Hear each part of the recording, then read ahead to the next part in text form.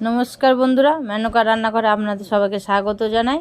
তো বন্ধুরা, আপনারা সবাই কেমন আছেন? আশা করি সবাই খুবই ভালো আছেন।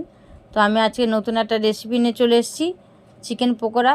তো আমি কিভাবে এই রেসিপিটা বানাচ্ছি আপনারা বানিয়ে দেখাচ্ছি আপনাদেরকে। তো চলুন আমি বানিয়ে দেখাই।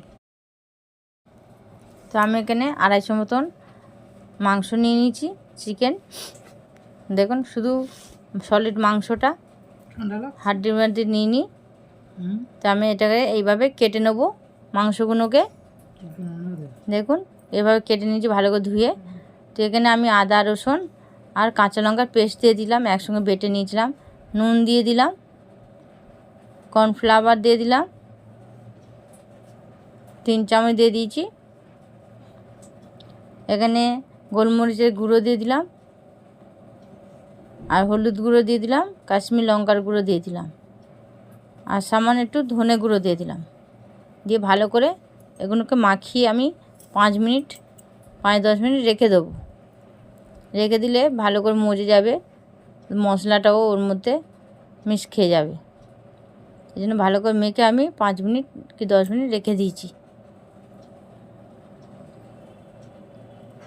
এটা খেতে খুবই ভালো লাগে, বিকেলবেলা হোক এটা খেতে পারবেন আপনার চায়ের সঙ্গে পকোড়া। তো এইভাবে আমি রেখে দেব।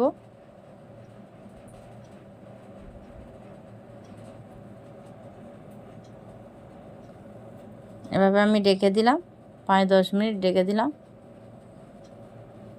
তো 5 মিনিট পর আবার ফিরে এসেছি। কড়াই তেল দিয়ে দিয়েছি, তেল গরম হয়ে এসছে।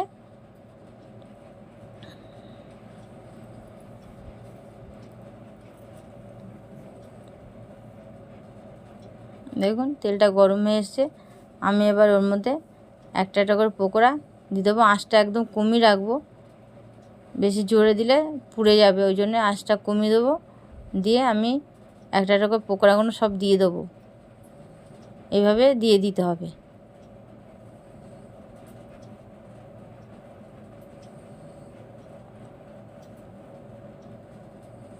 দেখুন, এইভাবে দিয়ে দিচ্ছি। এতে পেঁয়াজ দেয়, তো আমি পেঁয়াজ দিইনি, আপনারা যারা পেঁয়াজও দিতে পারেন, খেতে আরও ভালো লাগবে। বেসন দিয়েও করা যায়। তো দেখুন, লাল লাল করে আমি ভেজে নিয়েছি সবগুলো এইভাবে দিয়ে। এবার আমি এগুলোকে তুলে নেব। দেখুন, লাল লাল হয়ে গেছে সব। এবার আমি সব তুলে নেব একটা একটা করে।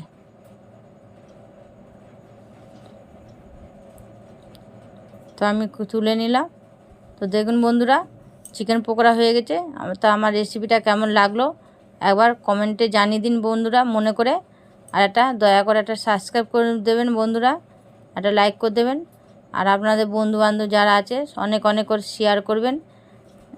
আবার অনেক রকম করে করবেন, শেয়ার করে দেবেন। আর এখনকার মতন আবার এলাম। নমস্কার।